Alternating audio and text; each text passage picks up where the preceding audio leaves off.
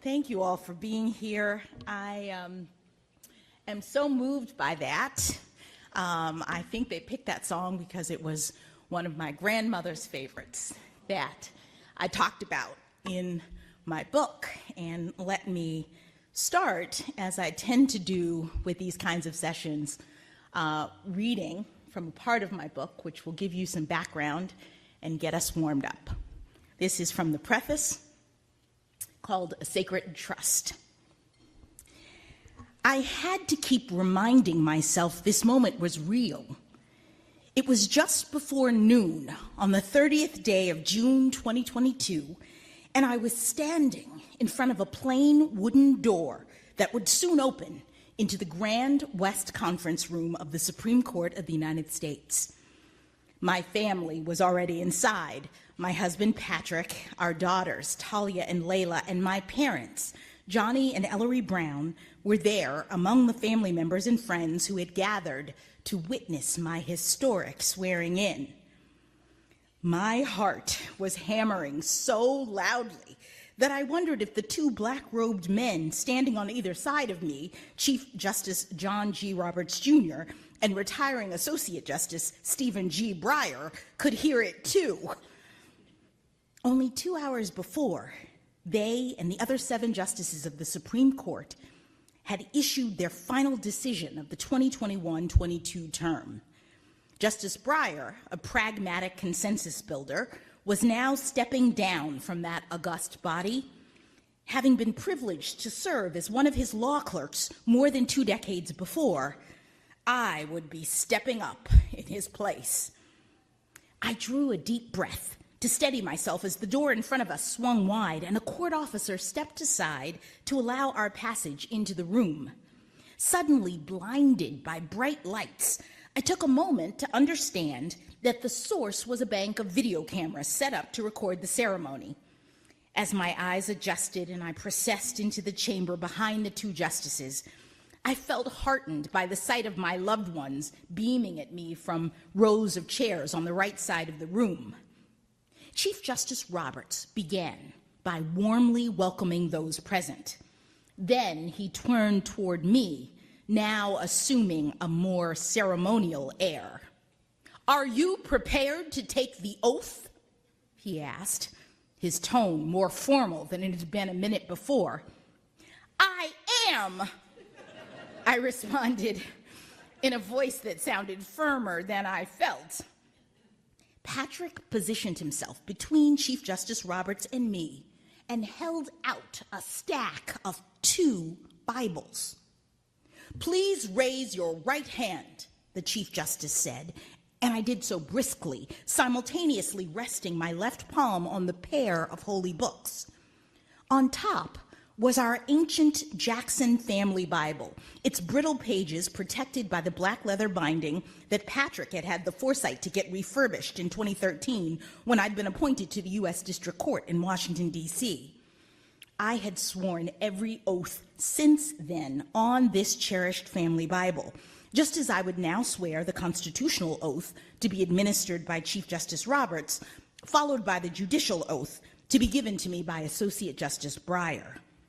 Nominated by President Joe Biden 4 months earlier, I, the daughter of African-American parents who had come of age in the segregated South during the 1950s and 1960s, would become the 116th justice and the first black woman to sit on the Supreme Court in its 233-year history.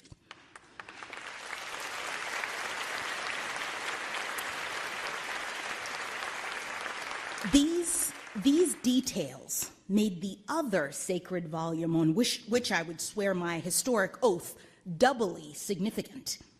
Tucked beneath our family's holy book was the Harlan Bible, donated to the court in 1906 by Associate Justice John Marshall Harlan. This tome had been used for the oath-taking by every Supreme Court appointee since then. Each new justice had also signed one of the book's flyleaves after being sworn in. When the court curator came to me in my temporary chambers later that afternoon and brought the Bible so that I could add my own signature to the venerated roll, I thought about the justices of Harlan's era who collectively decided in the Plessy versus Ferguson opinion that state laws mandating the separation of people by race did not violate the 14th Amendment of the Constitution so long as the separate facilities were equal. Harlan had been the sole dissenter in the notorious 1896 case. And now here I was, affixing my signature to his Bible in black fountain pen ink. Only one generation after my mother and father had experienced the spirit-crushing effects of racial segregation in housing, schooling, and transportation while growing up in Florida, their daughter was standing on the threshold of history, the embodiment of our ancestors' dreams, ascending to a position that Justice Harlan and his colleagues likely never imagined possible for someone like me. But if Justice Harlan and his contemporaries could not have pictured this moment, my family and I, and indeed most of America, were fully cognizant of the significance of my nomination and confirmation to our nation's highest court. In subsequent conversations with people from across the country, I learned that I had been carried on 1,000,000 prayers lifted up on my behalf since the day of my nomination. I also fielded an avalanche of invitations to speak or appear in person as excited well-wishers wanted to know my story in whatever form or fashion I might be willing to tell it. How was it, they wondered, that someone with such an unusual name and from such an unconventional background came to stand in such an unprecedented place, swearing an oath on 2 stacked Bibles that symbolized how far our nation had traveled? Mine has been an unlikely journey in many respects. And my book, my memoir, is about that journey. Thank you for your interest in my story, and I look forward to talking about it with you this afternoon.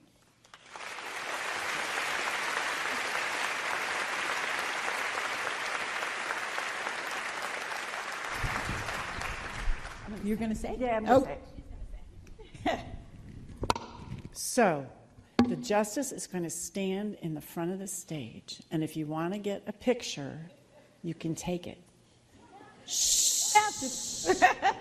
You can't line up or anything. Well, why don't we do this in sections, like the first group? I'll get off the stage, but you might be up so they can hear me. Thank you. Thank you. A wave to the nice people. Thank you. I'll wave over here. Thank you all. Get these together.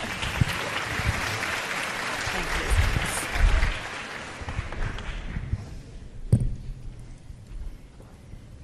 you. Is this on? Oh, it is. I hear it now. So worried you should have heard what I was saying at lunch. No, I'm just kidding.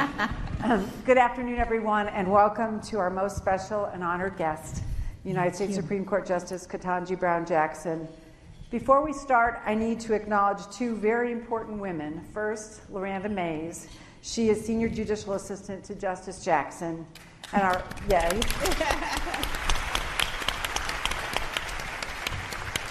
and our own Julie Armstrong, who tragically is unable to be with us today. This all looks like it was easy to do.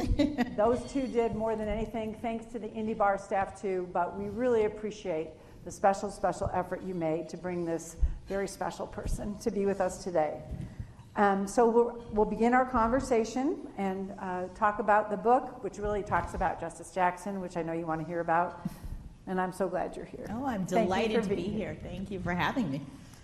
You said this memoir was written out of sheer gratitude, that no one arrives at the highest of heights on their own, and you also said that the vision precedes the passage. Can you tell us what you meant by this?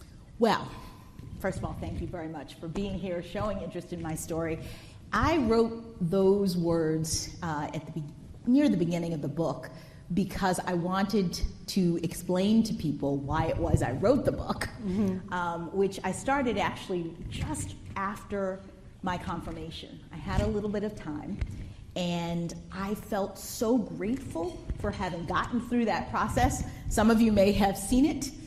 It was pretty arduous, and I was very happy to have made it, and I wanted to pay tribute to the people and the circumstances that I thought were really most responsible for that success. And so the book goes back to my grandparents, my parents, my many, many mentors in terms of school and other activities, and just so many people who poured into me and made me feel ready for this particular honor. The timing of your birth, which is September 14th, 1970. That is She's a Virgo. I am. And being born to your remarkable parents, Ellery and Johnny Brown, was fortuitous. Can you tell us about that time and your parents that set you on the path to the United States Supreme Court? Yes, ma'am. So 1970 cannot be understated in terms of its significance, or overstated in terms of its significance to my future and my ultimate success. 1970 was within 4 to 5 years of the Civil Rights Act and the Voting Rights Act and the end of Jim Crow segregation. My parents had grown up in Florida under segregation, having their life opportunities restricted, and when they graduated from college in 1968, they moved to Washington, D.C., as many, many African Americans did. I met so many people who were born in Washington, D.C. in the late 1960s because this was where their help came from in terms of the changes in the laws. And so I'm born in 1970 in Washington, D.C., and my parents thought, this is our shot. This is our shot to do everything that we didn't get a chance to do. So our daughter's going to be in the swimming lessons if there's swimming lessons. She's going to do the piano lessons if there's piano lessons. I remember I was, 7 years old, standing on a stage reciting a poem where my mom made me memorize. So it was a time of enormous excitement and opportunity, particularly for African Americans. And what my parents did is they were public school teachers at the time, and they were very intentional about teaching me that I could do anything I wanted, because they really believed that. Here we are now at the dawn of a new era, and our daughter can be anyone, and they made me believe that. And I think it's a mindset more than anything that really is the key to success. We're glad they did, for sure. You titled your book Lovely One, which is a translation of your given name, Ketanji Anyika. Can you share more about the origin of your name and the fabulous work of your Aunt Carolyn? Well, part of this is sort of part of the story that I was telling. My parents had gone to historically black colleges, which was typical of the time for sure, and very proud graduates of their schools.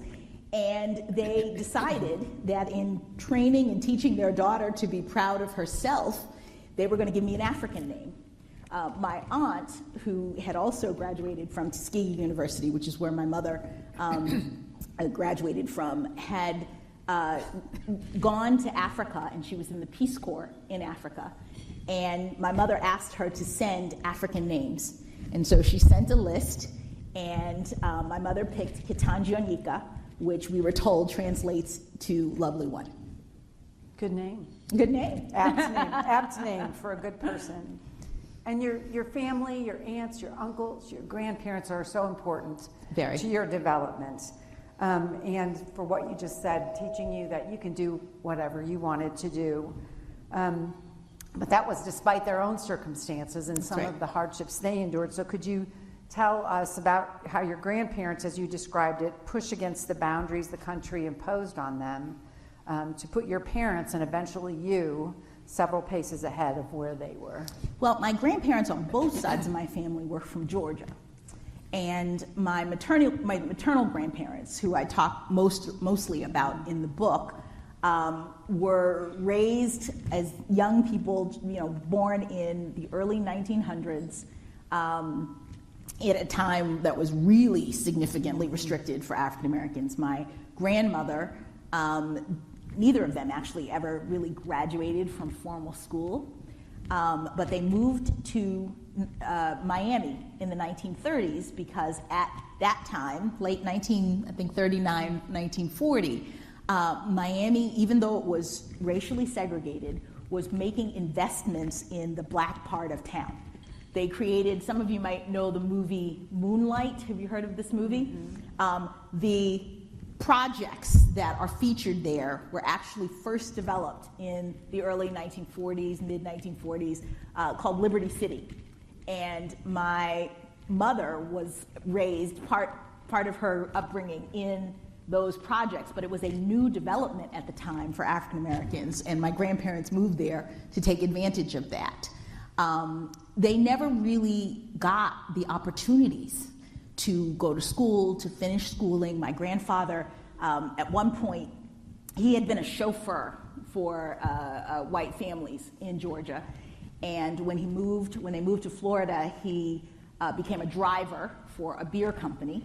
And at one point, he got fed up with how he was being treated, and he started his own landscaping business. He was always good at gardening, and he would take in the local boys and his own sons. He had 3 sons to help with the business. And his hard work, really hard work, meant that they could afford ultimately to send all 5 of their children, including my mother, to school. And my parents, my uncles and aunts and my mother were first-generation college students because my grandparents worked for that and knew how important education was. And so that's what I mean when I say that even wherever you are in life, you have to think about future generations and work hard to make opportunities for them. That's right. And mentors were important to you. Yes. Could you tell that Justice Jackson had a background in speech and public speaking? In high school, and one of her mentors was her teacher, Fran Berger. Fran Berger, who is fantastic. For those of you who are, I don't know if there are really any high school students left out here, but speech and debate was an extraordinary extracurricular activity for me in high school. Not the least of which was the fact that I got to meet this woman who was larger than life in so many ways, just extraordinarily kind and gracious, but also could get whatever she wanted. And she focused on me in particular, mentoring me. She saw something in me, and she taught me how to reason, how to write. My primary activity was original oratory. So speech and debate is a suite of different activities involving, we call it forensics overall, but it involves both the debate teams and also the speakers. And I was on the speech part of it, and my main activity was original oratory, where you have to draft your own 10-minute speech, you memorize it, and then you present it competitively. And one of the things that it helped with was just getting over the fear of public speaking, which, lots of people have and is normal to have, but if you want to be something like a litigator, it's helpful to be able to stand up and talk to people. And so I also got writing experience from that opportunity, learning how to write a speech. Being a speech writer is also somebody, if you're thinking about a job that can help you in litigation in the long run, writing speeches is really critical because you hear the words, you understand how it sounds, and so it helped me in writing, in public speaking. It was just extraordinary, and Fran Berger was a hoot. I spent 2 whole chapters in my book talking about her because she was so fun. Our daughter Jill Stinson is here, and she's with her friend Emma Strinsky, and they were both on speech in grade school. And Jill did original oratory. Nice. So, yeah. Just taking a minute here, Mom. Okay. So, but it was speech and debate that got you to that fancy school in the East known as Harvard. Yes, which I didn't know anything about, I will tell you. But you were captivated by your experience. Tell us about that. I was. So, I grew up in Miami, Florida. I had hardly traveled north. But part of the privilege of being on the debate team, if you're in a team that's very active, you travel. And we went my 10th, 11th, and 12th grade year to Harvard. We spent, I went to a big public high school in Miami, Florida, so we had to raise money all year for this trip. But we went in February to Cambridge, Massachusetts, and we were from Miami, so that was a thing. But I remember going, this seems like a nice school. You know, you go and you see all the postings on the bulletin board and the students walking around, and even though it was freezing, I thought, maybe I'll apply here. Actually, it was my reach school. Not, you know, I actually wanted to go to Georgetown because I had summered at a speech and debate camp. I'd done a couple of summers in Washington, D.C. at Georgetown, but I said, I'll put Harvard on the list, you know. And I didn't know anything about it, really, but it seemed like a nice school, and I got in, and it was very excited. Should I tell my grandmother's story? Yes, tell your grandmother's story. So I mentioned that my grandmother, who never really had any formal schooling, but knew about HBCUs, historically black colleges. So I get into Harvard, and I go to tell her, because we're really close, to her house, and I say, Grandma, I just got into Harvard. I'm so excited. And she said, oh, Howard, baby, that is so wonderful. She said, that's just amazing. I said, well, Grandma, I know I'd said I wanted to go to school in Washington, D.C., but this is a school in Massachusetts. You know, it's a really good school. And she said, oh, well, I'm sure that Harvard is a perfectly good school, too. Judge Walton Pratt graduated from Harvard, or Howard Law. Howard Law. Yes, Yeah. exactly. So to take away here, everybody, if your kids are little, put them in speech and debate. Yeah, right? So you talked about your time at Harvard, that it wasn't easy at first. It was not. And you were homesick. And you missed your grandma in particular. But a chance encounter walking home through Harvard Yard happened. Tell us about that. So, you know, again, I was from Florida. It was cold in Cambridge. As was mentioned, my birthday was in September. And I remember I was a few days away from my birthday. At the beginning, you know, it's exciting. You're in this new school. You're meeting people. We're about 2 weeks in. My birthday is September 14th. And I just got so homesick. I was going to be turning 21, and I didn't really know anybody. No one knew it was my birthday. I missed my family. It was the first time I would ever spend a birthday without my big extended family. And I remember sitting on the steps of Widener Library, which is the big library in the yard at Harvard, like bawling. It was like a couple days before my birthday. What am I doing here? And I was walking through the yard, main part of campus, and I guess I had that look, like someone who was feeling very out of place. And a black woman I didn't know was crossing me, passing me on the path, and she leaned over and she said, persevere, persevere. And I was like, wow. And, you know, it didn't immediately click for me, but a couple days later was my birthday, and I got letters from my mom, and I got a letter from my aunt. My aunt, who named me, went on to become a missionary, and she traveled all over the world, and she wrote me a letter on my birthday that I still have, that she said something to the effect of, you know, God has sent angels to be all around you. So just remember that when you're on campus. And I thought, maybe that lady was an angel. And it helped. And then I started, you know, finding friends and getting a little bit more comfortable. But I do remember it was a real low point when I got that piece of advice. We're all very glad she whispered in your ear to persevere.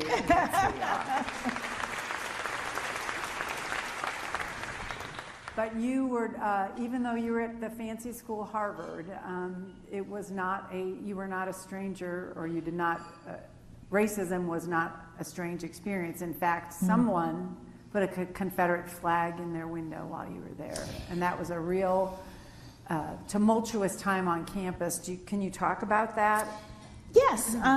So, you have a lot of different memories from school, from college. One of the most significant ones that I had was perhaps, I think it might have been either my sophomore or my junior year. My roommates and I was living with 5 other black women, and we were part of the Black Students Association and very active on campus. We're walking through the quad, which is where we lived, and one of the students had hung a big Confederate flag in his dorm window looking out over the yard, and to make sure that no one missed it, he put a light in it so that like 24 hours a day you could see this thing. And the Black Students Association was obviously very upset and kicked into gear, and we're making flyers, and we're trying to get the university appointments with the president, get them to do something about this. And it was a pretty difficult time for a lot of the black students who already felt a little bit out of place, but to come to a place and then be made to feel other in this way was tough. But I also noticed that we were taking a lot of time out of our studying and out of our work to address this situation. And so at one of our Black Students Association meetings, I brought up what at the time was one of my favorite quotes from Toni Morrison, who said, always remember that the very real function of racism is distraction, that it keeps you from doing your work. Someone says your head is not shaped correctly, and you spend the next 20 years trying to get scientists to prove that it is. Someone says you don't have a kingdom, and you hire people to prove that that's not the case. Stay focused. Mm-hmm.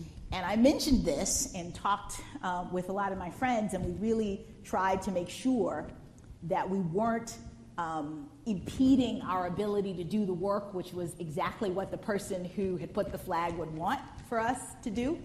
So it was a big kind of turning point in the way that I view my purpose, which is to stay as focused as I can on the work that I was called to do. I think we all could learn that lesson.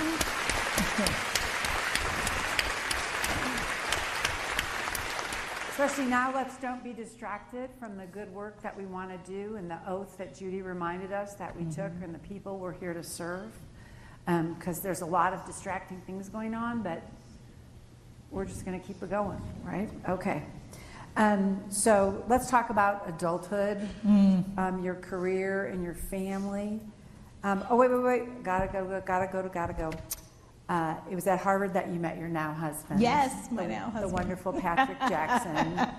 Can you tell us how your paths crossed and you continued to align in college? And yes. Will you also share the Hallmark movie of how you each thought the other only wanted to be friends? Yes. Yeah. Well, so let me say, for those of you who aren't aware, Patrick is, I would say, a Boston Brahmin. Do you know that phrase? This is... he and his family have been in the Boston area since before the Mayflower. He is 7th generation Harvard, and is like a totally different world. But we met in a class at Harvard called The Changing Concept of Race in America. He was a sociology major, and he wanted to learn all about people, and he was in this class, and he would sit behind me and tap on my shoulder and put his keys on my earrings and do all kinds of silly things. And at first I thought, oh, this guy is silly, but then I thought, he's kind of cute, Yeah. And what I noticed was that we were in this class, let's say it was Monday, Wednesday, Friday, and he would be very chatty with me. And then on Tuesday and Thursday in our government class, I would look down the row and I would wave and I'd try to talk to him, and he would pretend like he didn't know who I was. He wasn't responsive at all, like half the time. So I said to my roommates, what is going on with this guy? It's so hot and cold. And they said, leave him alone, he's crazy. And I said, no, I'm gonna confront him on one of the friendly days. So I said to him, this is about 2 weeks into our knowing each other, I said, why don't you speak to me in our government class? And he said, I'm not taking a government class. And I said, yes, you are. I see you in this class. And he says, oh, you must be talking about my identical twin brother. Because he has an identical twin brother, and I did not know this. So that was a little something. And that was in the fall of my sophomore year, his junior year. And so we became friends, you know, not romantic friends, just friends. He started dating this other woman, you know, whatever. But I did kind of secretly like him because he was really cute.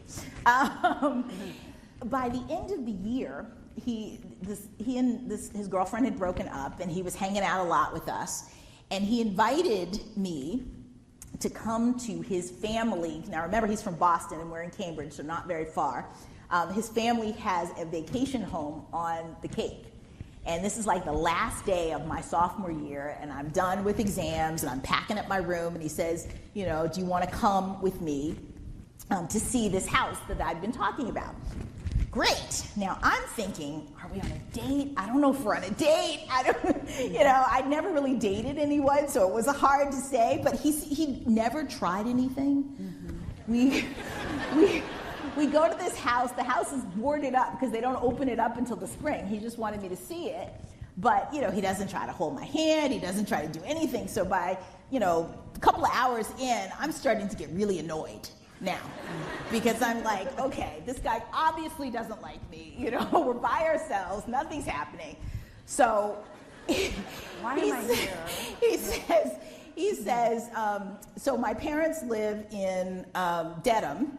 And why don't we go to their house, to my house, and I'll cook dinner for you, and then I'll take you back to the dorm. And I'm like, whatever, because I'm really upset.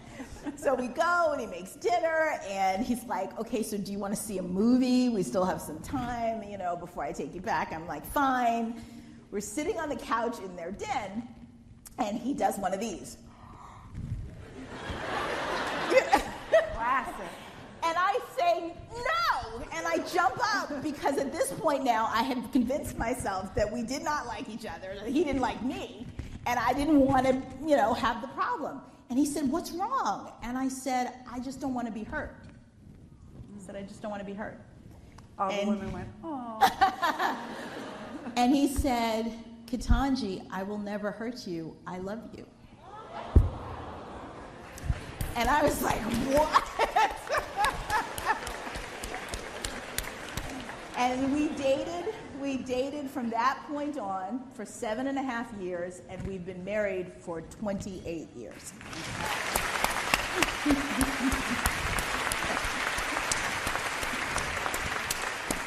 Single young men in the room, remember that one. I will never hurt you, and I love you. Okay.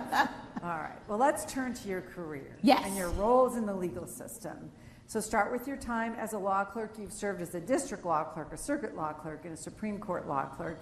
Can you share the highlights of those experiences and tell them, and especially our law student people here, what's the value of a clerkship? Oh my goodness, the clerkship was just extraordinary. So first of all, I had great good fortune of clerking at each level of the federal system, and they're all very different. And I felt very privileged to be able to see how a judge operates, especially if you were thinking about litigation as your long-term career goal. There really is nothing like seeing a case from the perspective of the judge. And if you think about what you do as a litigator, your job is to persuade the judge to rule in favor of your client. And so having a chance to work with a judge, seeing things from their perspective, reading all the briefs that come in, seeing people day after day in court, you know, there's a point at which, at least for me, it was like, oh, I'm so much better than that person. I mean, you build your own self-confidence by engaging with the lawyers who appear before your judge. And so I always attempt to encourage law students to apply to clerkships. It can be any clerkship, it can be any judge. Just get the experience of having worked for them. And also you develop a mentor-mentee relationship that will be there for you professionally throughout your career, also extremely significant. So another experience you had in your career is that you're the only, I believe, United States Supreme Court Justice who ever worked as a public defender. That is true.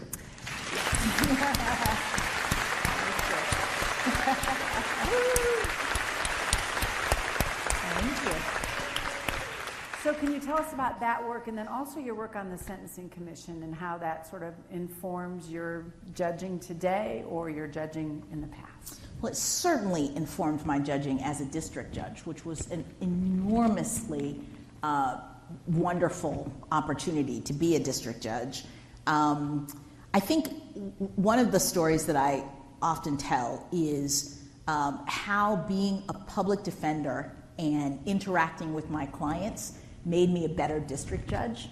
The sort of particular thing that I noticed, I was an appellate defender, which meant that all of my clients had been convicted, and I was assigned to work with them to draft their briefs on appeal and try to argue their cases. I was in the District of Columbia, so I had my own caseload arguing in the DC Circuit on behalf of criminal defendants who had been convicted. And one of the things that you do in this position is you go and you talk to your client and you say, okay, can you help me? You know, they're all in jail and you're calling them. Can you help me figure out what happened at your trial that you think might have been a problem that I can look into as a basis for appeal? And very few of them really understood what had happened. I mean, they had gone through the most consequential time and thing that they've ever done in their entire lives, and they were not able to really understand the trial process and what had happened. And I think that experience stayed with me as a judge because I decided very early on that I was going to focus on communicating with the defendants who came before me in the courtroom. That, they might not agree with what ultimately happened to them if I sentenced them or whatever, but they weren't going to be confused about the process. And so I would script out my sentencings, and I had steps, and I would say, Mr. So-and-so, this is a sentencing, this is what's going to happen, here are the steps, do you have any questions? I can answer them, because I felt that it was so important to treat the people who came before me with respect, because it was crucial for their rehabilitation.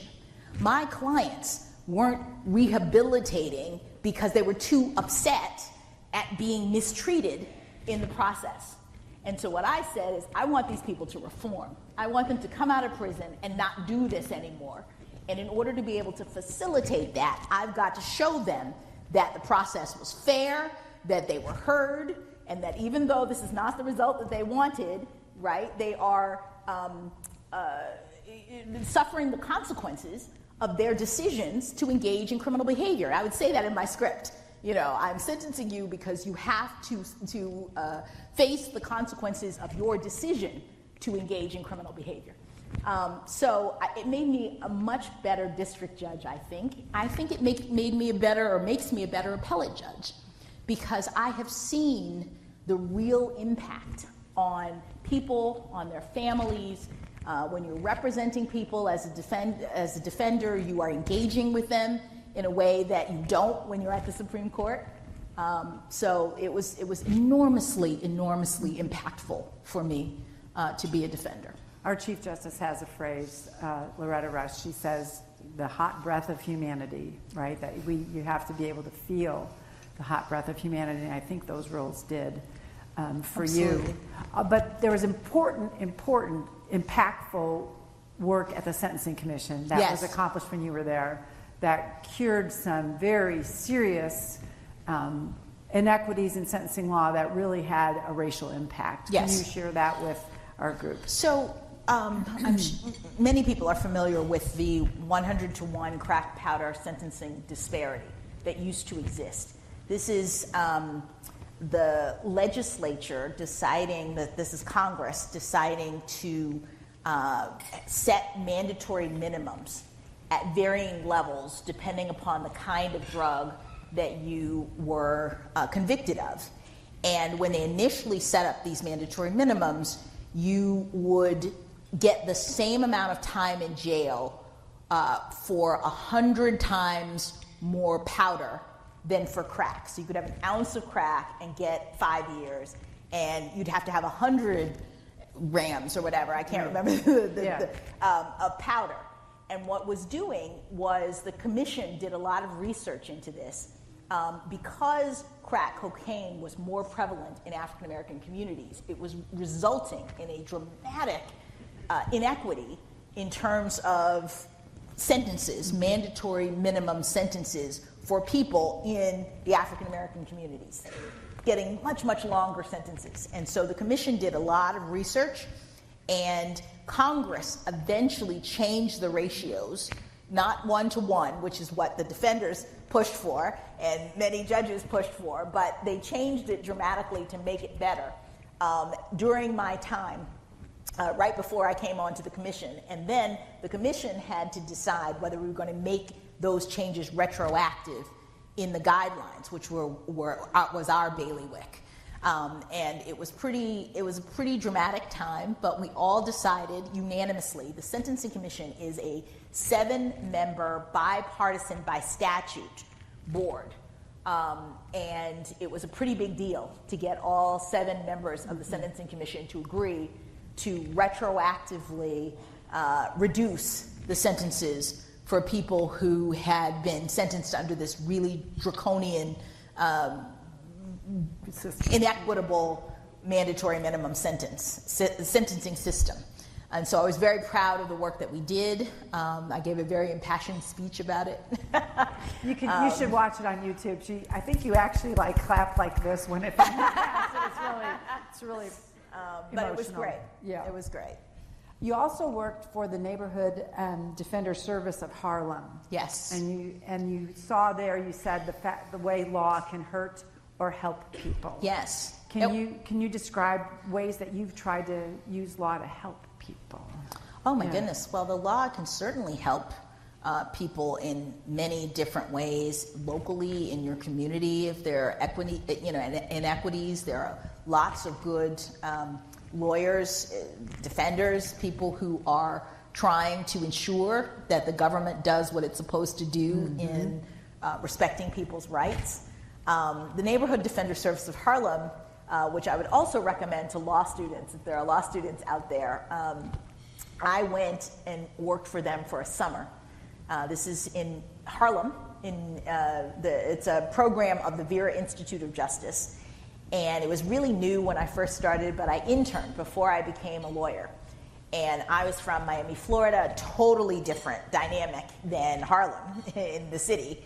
And I just learned so much about how the law works from interacting with real people in that position. So law school students, there are lots of opportunities to try to really understand the law, and I would encourage you to do something like that. And if I could make an unpaid commercial announcement, on our court, you can also volunteer to represent a prisoner who has litigation and needs to go to trial. So we had some volunteers. I don't know if they're here. Ms. Burpo and Mr. Hughes, if you're here, raise your hand. But thank you for your trial on Tuesday. And at the end of it, even though he lost, the prisoner plaintiff said, "Thank you for the forum, Judge." Yes. So that's a great way that you can help human beings. But let's switch back real quick to Patrick, because I know a lot of the people here, and I know that a lot of people here are parents. Yes. And 2-job parents, and you and Patrick have navigated those challenges. Can you share with us that experience or your advice? Patrick is a surgeon, and as you heard from my story, we met in college, and he was going to medical school, and I was going to law school. And so we both knew that we had pretty demanding careers ahead of us. And we decided early on that because our careers were important to us, we were going to essentially take turns in terms of the parts of our career that we could manage, to the extent we could manage it. So when he went through his residency, for example, he was a surgical resident, which is a 5-year program after 4 years in medical school.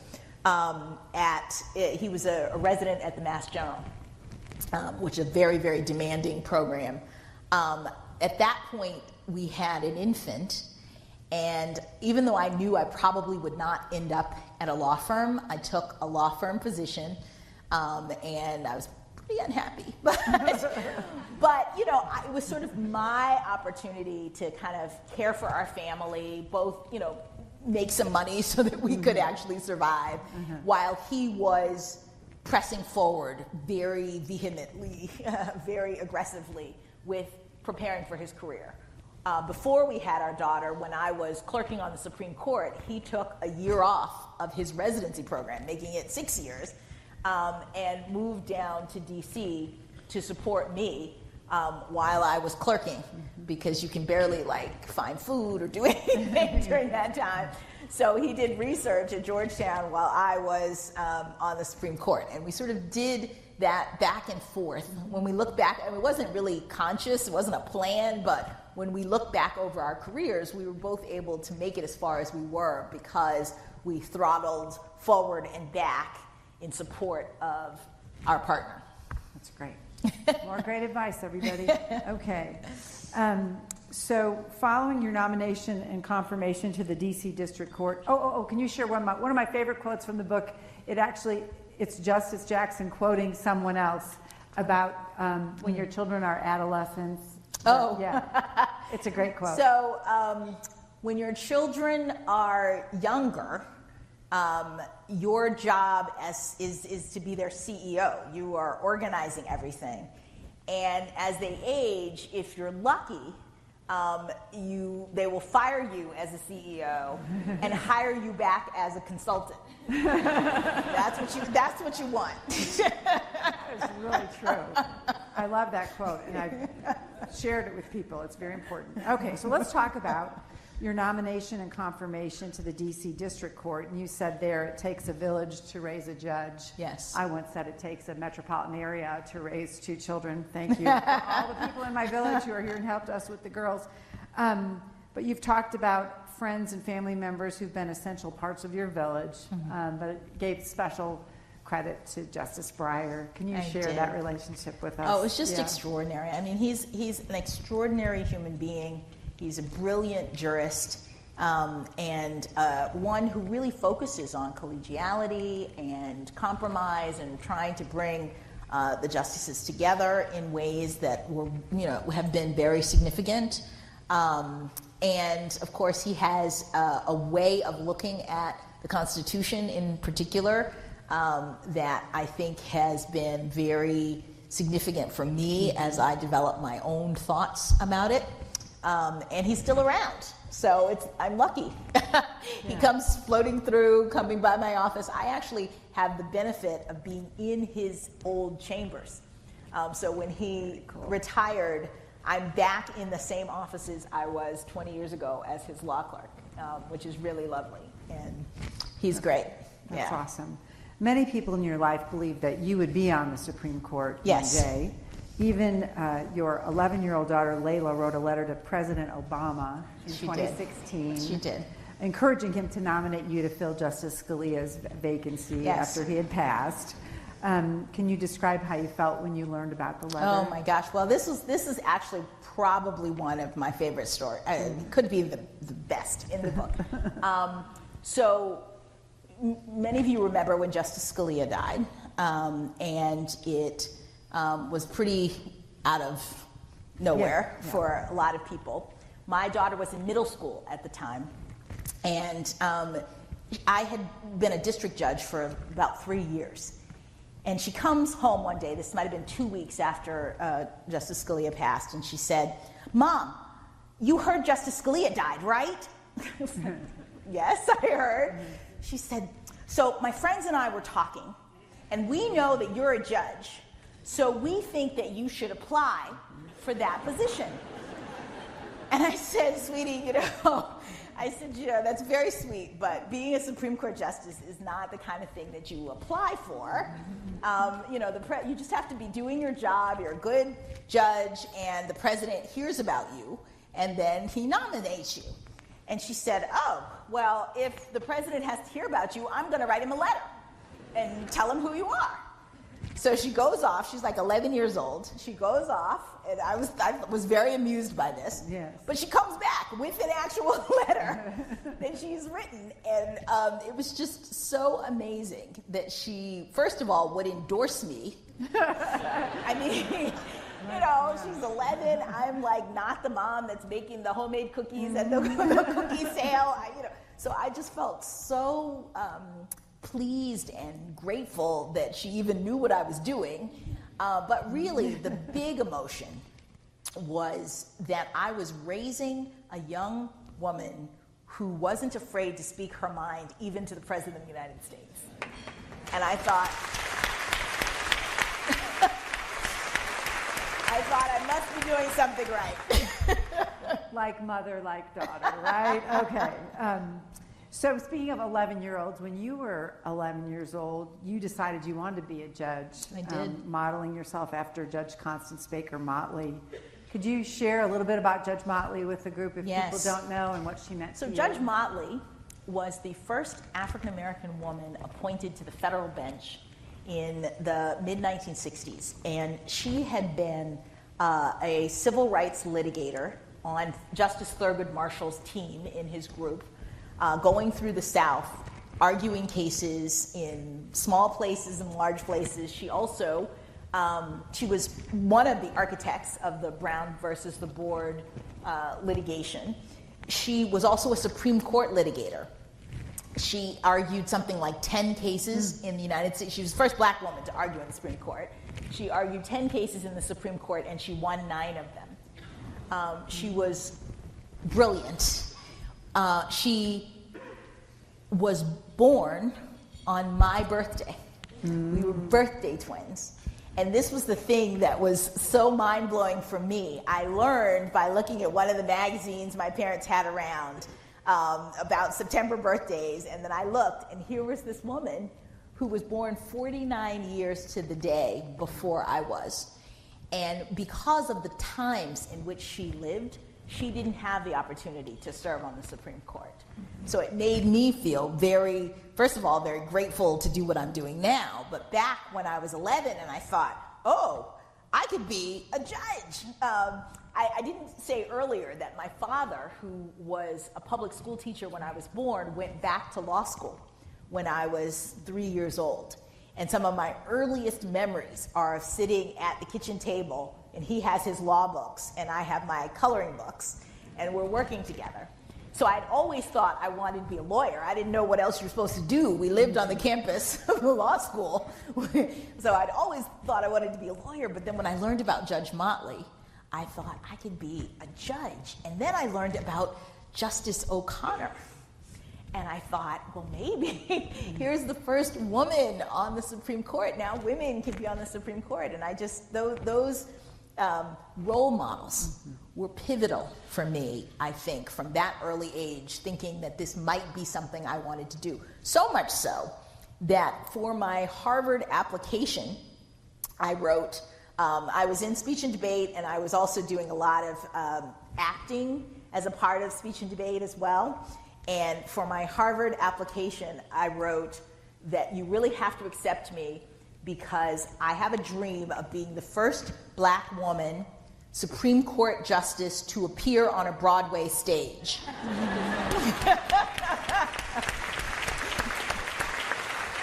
And didn't you? I did. I was. Tell them about Broadway. So I got to be a Supreme Court justice, and then the producers of this show, Anne Juliet, which was on Broadway at the time, read about this in the book and called me and said, hey, we can make it happen. And I was like, okay. And it was great. I did a one-night only performance, and it was really super fun. Well, she's also a singer, and if you listen to the book, she's speaking it, but there are times when she sings. I do sing. Not like those beautiful Not like ladies, the Big though. Sisters. Oh my gosh. But she did sing His Eyes on the Sparrow, and I that's did. why that was the selection for I today. did. Yeah. So it's a pretty daunting task to write somebody's memoir. When I try to journal, I feel like I'm writing my 6th grade diary, so I quickly stop. But But it's really demanding if you've just been named to the United States Supreme Court. So tell us, why did you write this book? What led you to write it at this moment in time? Well, I mentioned that I wrote it out of gratitude, and I had a fabulous collaborator. There are authors who specialize in memoirs. There are memoirists. And so I was able to find a woman who I was very compatible with, who interviewed me and all of my family members. My parents are still with us, and so that was very helpful. And all my friends, and she actually did the first draft, but it took us about 2 years to write this book together.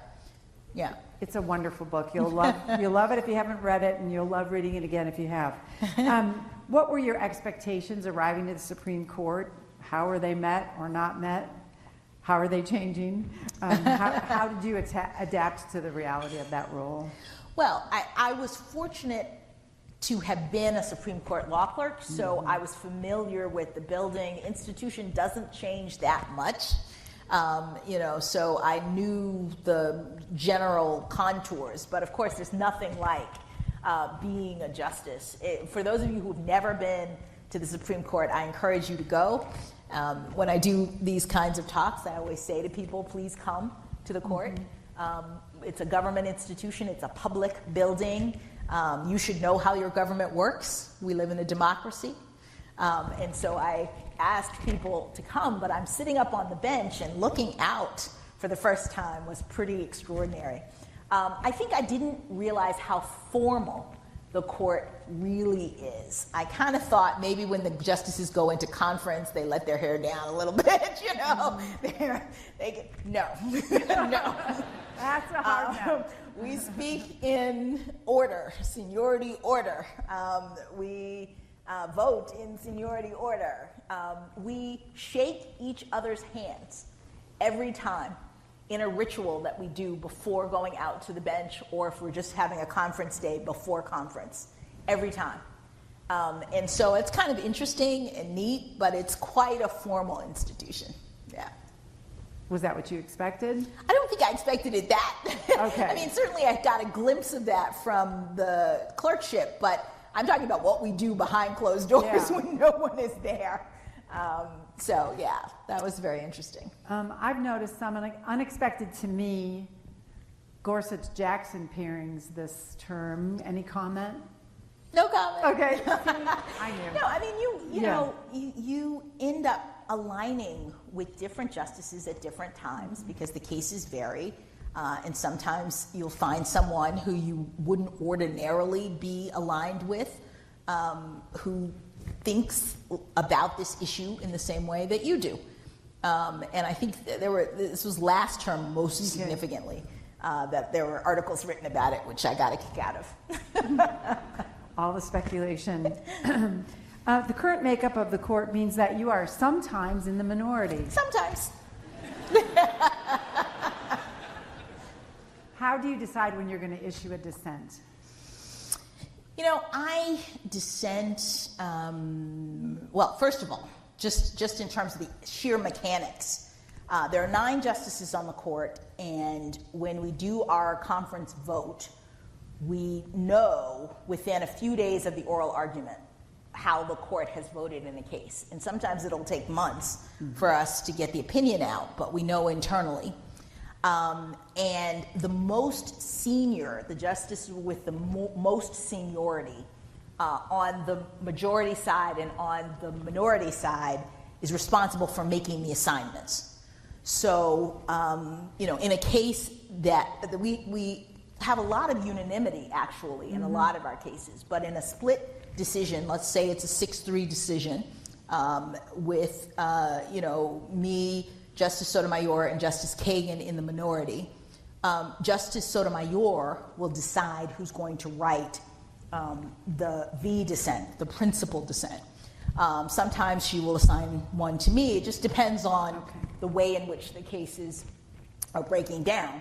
But then there are some times when, even after the principal dissent is written, I have a slightly different perspective or a different take on something, or this is an issue of particular importance to me for whatever reason, where I will say, forgive me, Justice Sotomayor, but I need to write on this case. And it's because I feel like I might have something to offer and something to add, and I'm not afraid to use my voice.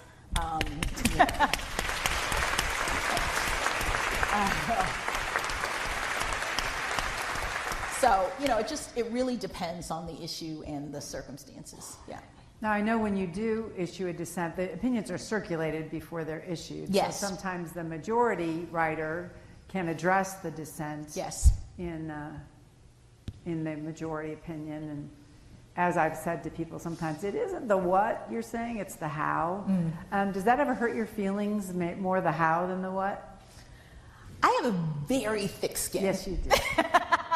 I do. I mean, maybe that's part of the blessing. We go all the way back to the beginning, talking about what your parents gave to you. Yeah.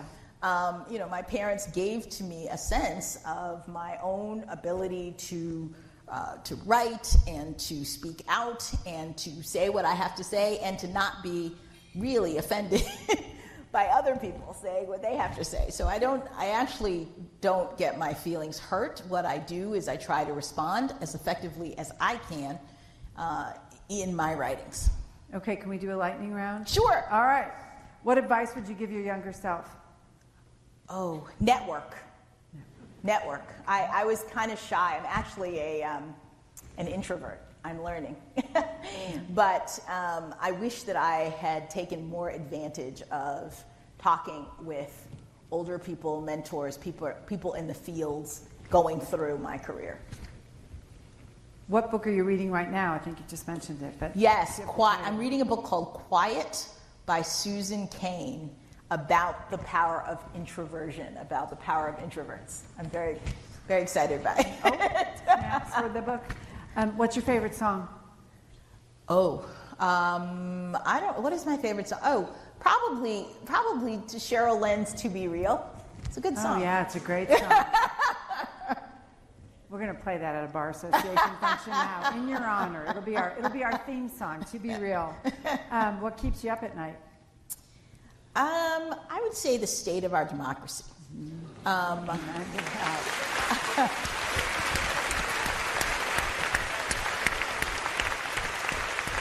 I would say that I am really very interested in getting people to focus and to invest and to pay attention to what is happening in our country and in our government. Who's your favorite United States District Judge? Oh! No comment. Sorry. What's your favorite food? My favorite food? I don't know. What is my fried chicken? Probably. Okay. Fried chicken. Okay. Let's give it up for fried chicken, everybody. All right. We'll serve that when we play To Be Real. And are you watching any TV right now? And if so, what? Not right now, but only because my favorite show is not on right now. Which is? Survivor. Survivor. Of course. I love Survivor. All right, well, we're at time, ladies and gentlemen. I just want to give you some advice, which is this. Join a committee. If somebody asks you to join a committee, say yes, because you might meet a really special friend. That's how we met.